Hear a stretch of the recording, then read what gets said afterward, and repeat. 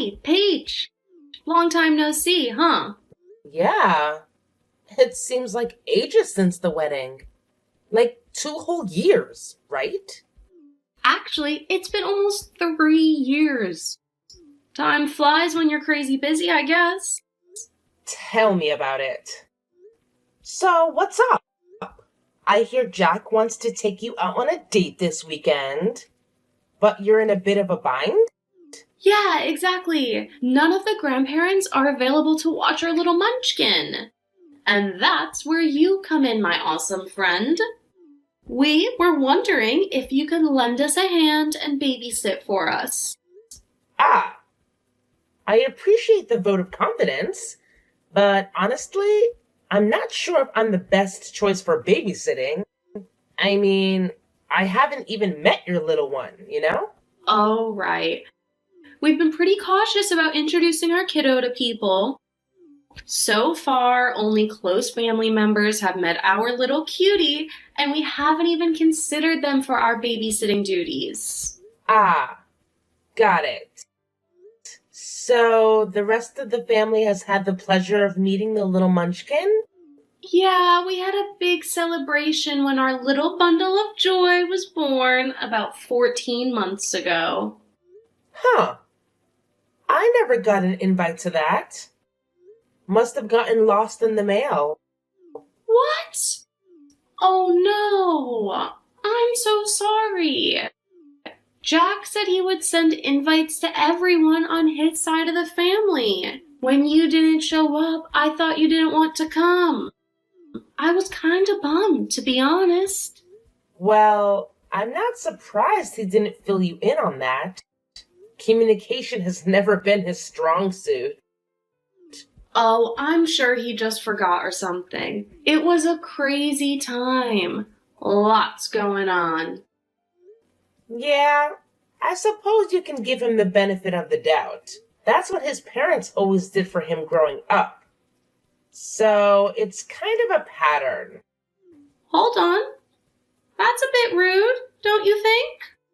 Maybe, but it's not as rude as what he's done to me throughout our lives. Anyway, let's cut to the chase. The answer is no. I won't be able to babysit for you guys. Please, we're really stuck and don't have anyone else we can ask. Have you considered asking Jack's siblings? I mean, I know Paul is 17 and probably not busy with a job or anything. He's too young and disinterested. Ruth has a couple of kids, so she can probably add one more little one to the mix. We don't want to give him to someone who can't dedicate their time to him. But you're fine giving him to a complete stranger? You aren't a stranger. You're family, and you work with kids. That makes you the perfect person to watch him. Sorry, but no. I'm not interested in watching an infant or a toddler. I don't know. Is there any way we can change your mind? We could pay you if you need money. No, sorry. I think you should find someone who knows your child. At that age, they can be very difficult with people they don't know. And it sounds like you guys are probably overprotective. How can you say that? We just want to make sure he's safe. And that is perfectly fine. But that needs to include making sure you leave him with people he knows. Okay, fine. I'll see if I can find someone else. What's this? I hear that you won't watch Little Jack this weekend. Hi, Jack. I'm surprised you have my number. My parents gave it to me. Theoretically, they're my parents too. I've been telling you since high school, you aren't family. They aren't your parents. Yes, I know that's how you feel. The entire school knew how you felt about me. Get over yourself. The people in our school didn't care about you. That's right. It was you, the popular jock that was loved and adored. No one else mattered with you around. Are you being sarcastic now? You're so bitter and jealous. It's ridiculous. Sure, nothing is ever your fault. Knock it off before I tell my parents. Still making that threat, huh? It's almost like you never grew up. Shut up. I'm married and I have kids. You're just some child care worker who hasn't finished college. Of course, it's no surprise no one wants you. That's probably why you work in childcare. You make it sound like I dropped out of college. You realize that I'm still in college, right? I've still got a few years left before I earn my degree. And since you didn't bother going to college, I don't know why it matters that I haven't earned my degree yet. I don't need a degree for what I do. If you had half the brain you think you do, you would know that. I'm in sales.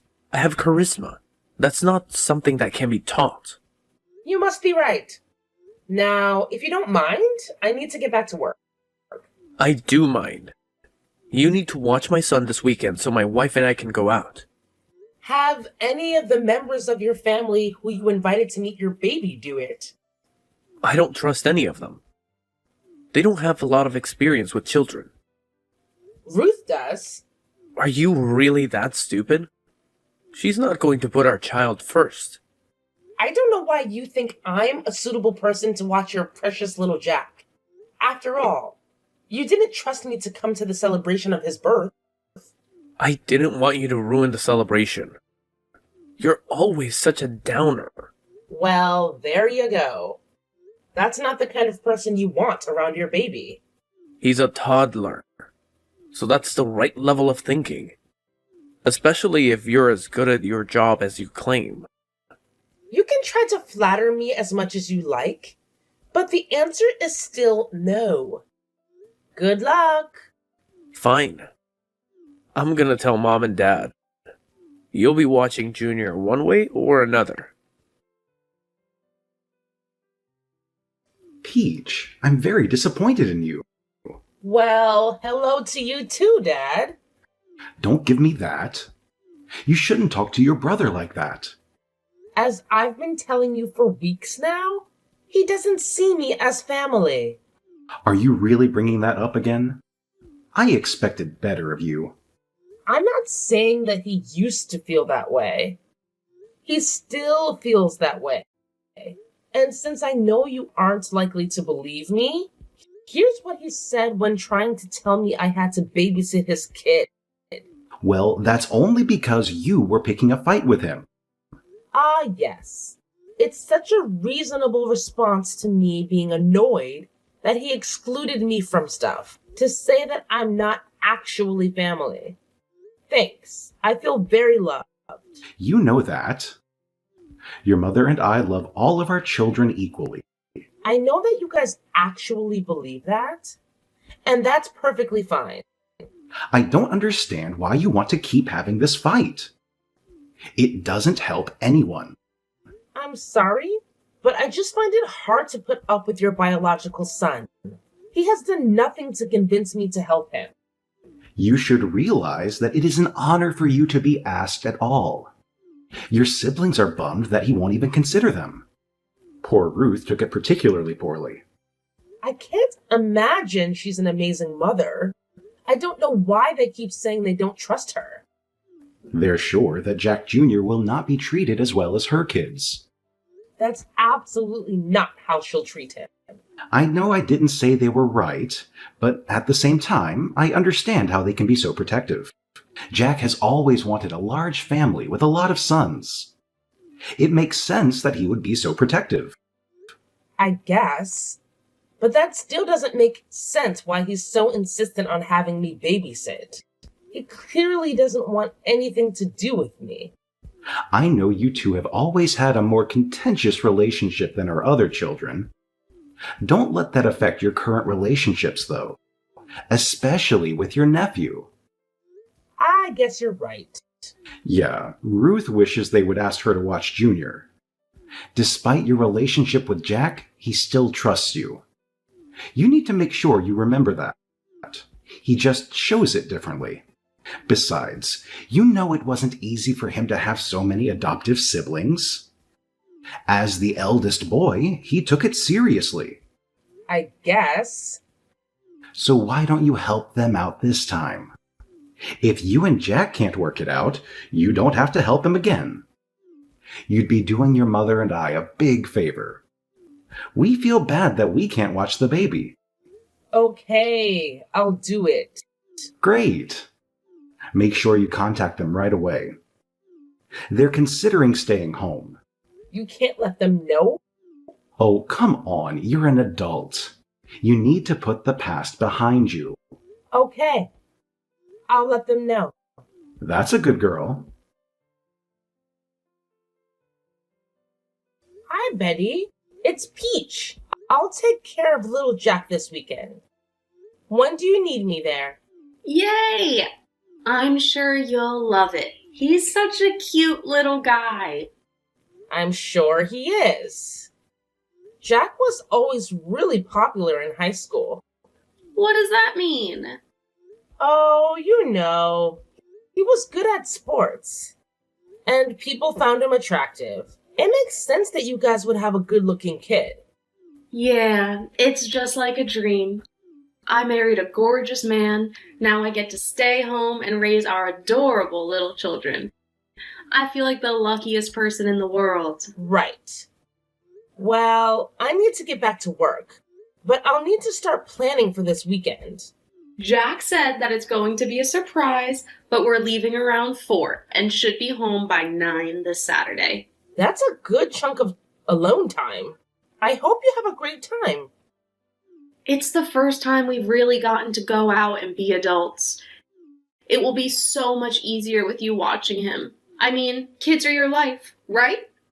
I do really enjoy playing with them. They're so smart and learn so quickly, and the things they do are cute. See, you're perfect for watching our little angel. I'm sure that you'll have a great time. I'm sure it'll be fun. Will I be able to come meet him before watching him? Sorry, but things are pretty hectic. You see, I'm expecting again. It's early, so no one else knows yet, so please don't say anything. Congratulations! That's amazing! You must be having a lot of fun with Jack Jr. Don't worry, I won't say anything. Great! We'll see you this weekend. Sounds good. See you then.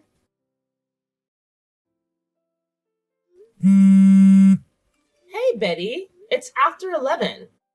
I thought you were going to be home around 9. Oh, sorry, Peach. We're having so much fun. We should be home by midnight. Okay. I'm glad you guys aren't hurt.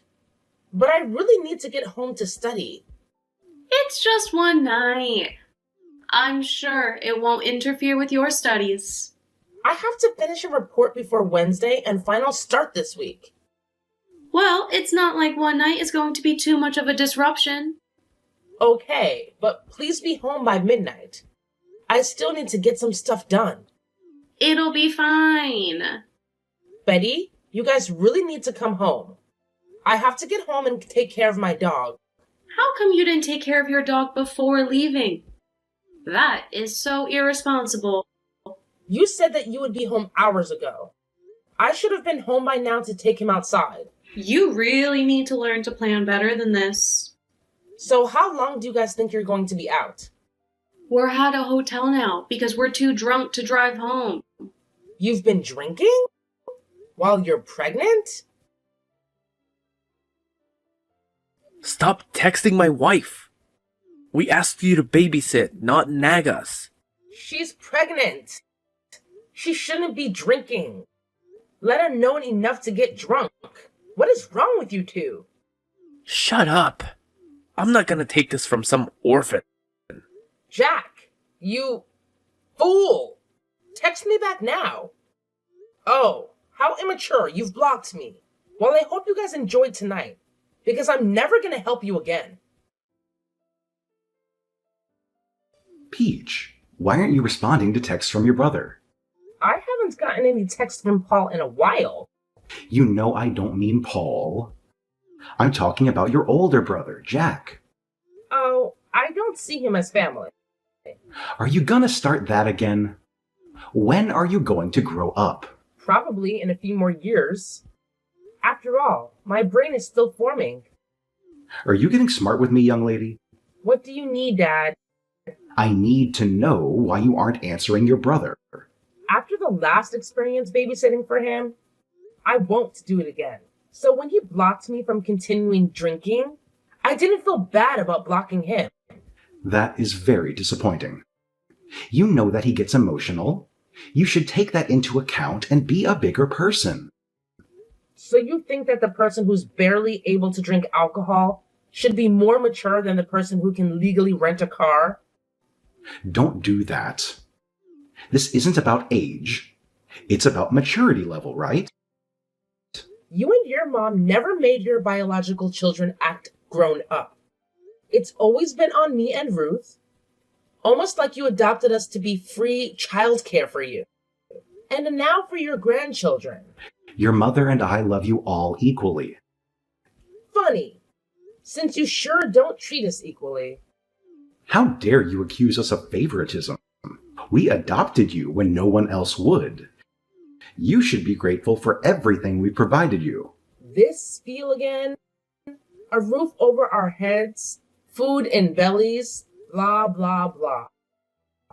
You thankless, insignificant horror of a child. We never should have adopted you. Ah, finally, there it is.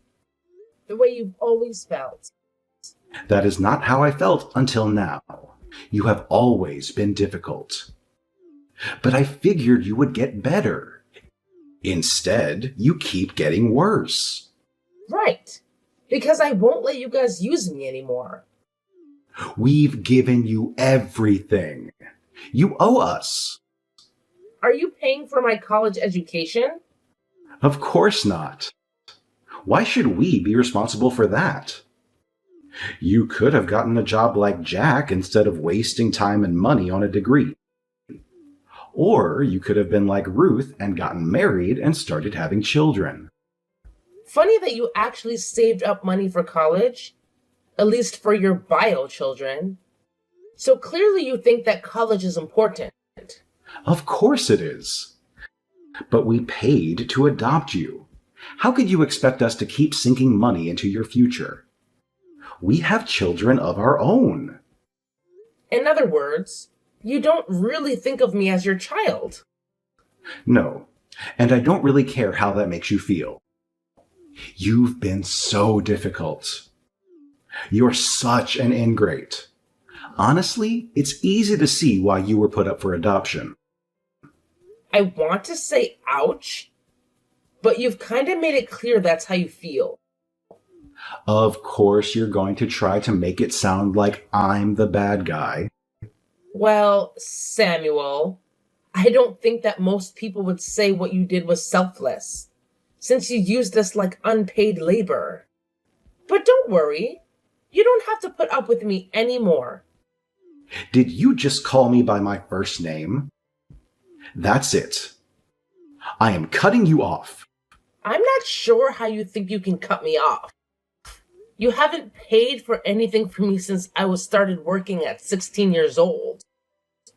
I let you live in my house. You charged me rent after forcing me to get a job. You were wild and uncontrollable. I was teaching you how to be an adult. Jack stole a car, assaulted over half a dozen people, and cost you thousands of dollars in high school. But sure, I was the problem child. See what I mean? You're so vindictive and horrible. You won't let the past be in the past. You were the one to talk about what I was like as a teenager. All I did was point out that your son was far worse. Yet he didn't have to do anything. That's because he's my child. You aren't. Thanks for saying it. From here on out, I won't bother to contact you or anyone else in your family. Good luck, Samuel. You're gonna need it. Hey, Peach. I just wanted to check in on you. Hi, Samuel. Doing fine. Did you get the $100,000 I sent you a couple of years ago? I did. Thank you so much. The timing really couldn't have been better. Your mother died not long after that. I don't have a mother. Of course you do. Or you did. Judy was your mother. She raised you. Oh.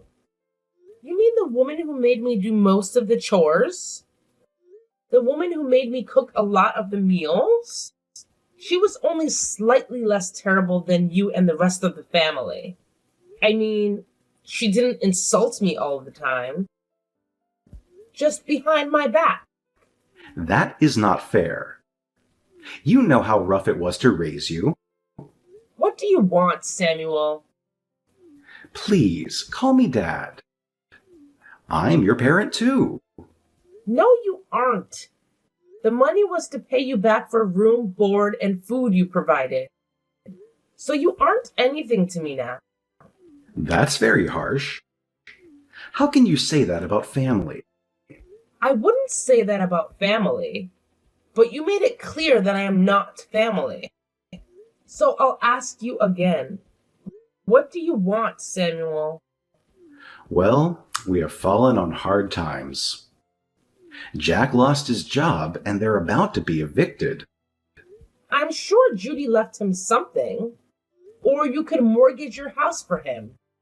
I already did that. I don't know where the money went, but they're about to be homeless. They can move in with you. I don't want to have 5 screaming children in my home. These are supposed to be my golden years. Well, if you're okay with your family being homeless, that's on you. But you clearly have money. You could help them out. I do have money, but it's for my family. The people who love me unconditionally. We are your family. Scroll back up and read what you said to me. We are not family. Then who else do you have? Your parents abandoned you. You have no one else but us. In 8 years, I haven't heard one word from you. You never cared what happened to me. The fact that you think you can contact me to bail you guys out now is just revolting and sad. It's not like you have anything else better to do with your money. I spend it on my family. What family?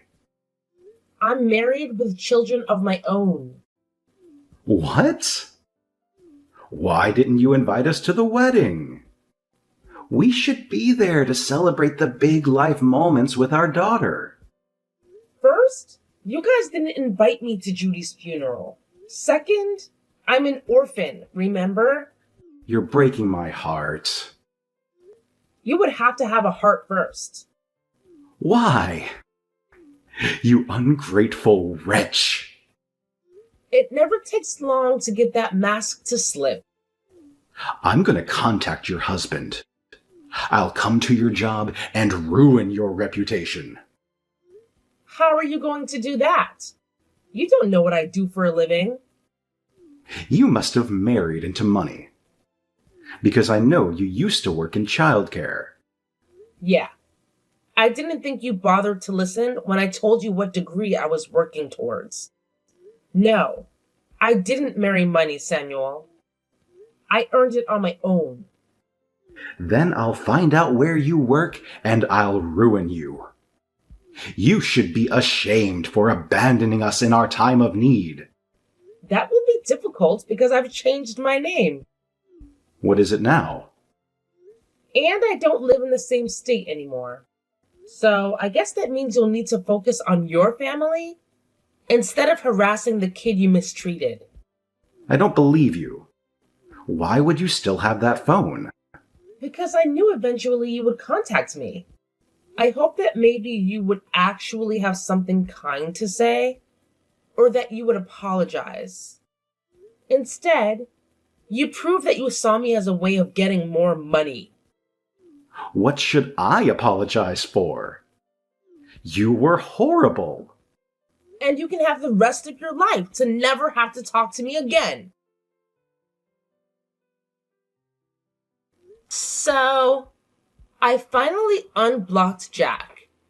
And boy, did that open up the floodgates for texts. Between Jack and Samuel, my phone was blowing up with the evidence that these guys were a serious threat to me and my family.